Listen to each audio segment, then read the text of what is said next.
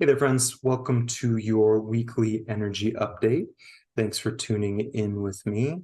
I just got out of a video meeting with some of the people from the community portal, and we had a lovely moment getting to tune in with one another. It's one of my favorite things to do and to do some readings.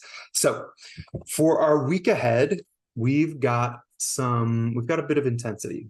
And the way that that's showing up initially is with our Queen of Cups, who is so deeply emotional. She is a loving, caring, very soft individual. And on the high side, it's just this really deep warmth, this care, this emotional intelligence. And for those of you that hold this type of archetype, it's the empathic people. It's the people that are sort of bleeding heart often. They care deeply for the world. They care for one another.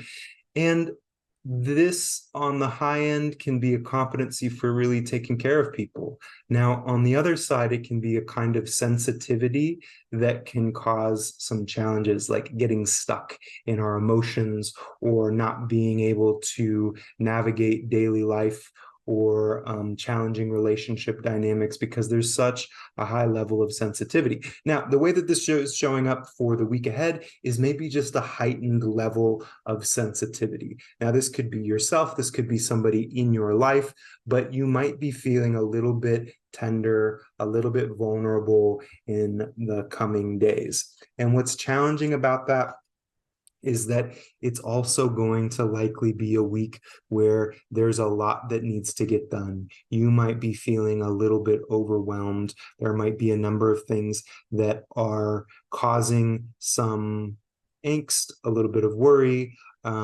You might have picked up some new responsibilities, something of that sort. And when these two come together in combination, like a bit of vulnerability or a bit of extra sensitivity with a lot of things going on, it can create a mud patch. And that's what's going on here in the Eight of Swords, is there's all this sticky mud underneath.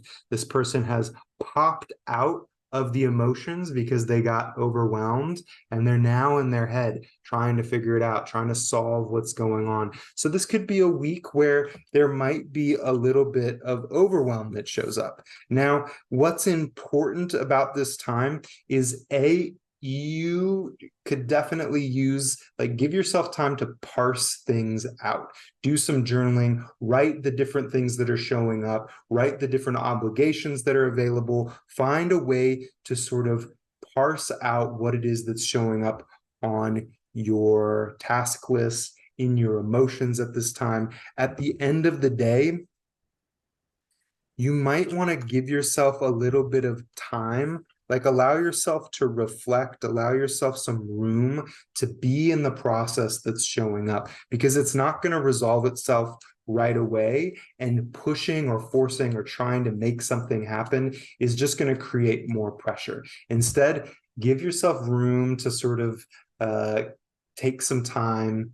I like to say, give yourself like a mulligan day where it's like nothing's moving ahead. And instead of like trying to force it, like take a pause, take a walk, get some exercise, do some journaling, listen to some of your favorite music. And more than anything, particularly when this card is coming up, when the Eight of Swords is coming up, you might give yourself permission to feel the feels, to be with your emotions. Listen to some music that evokes some of your tears.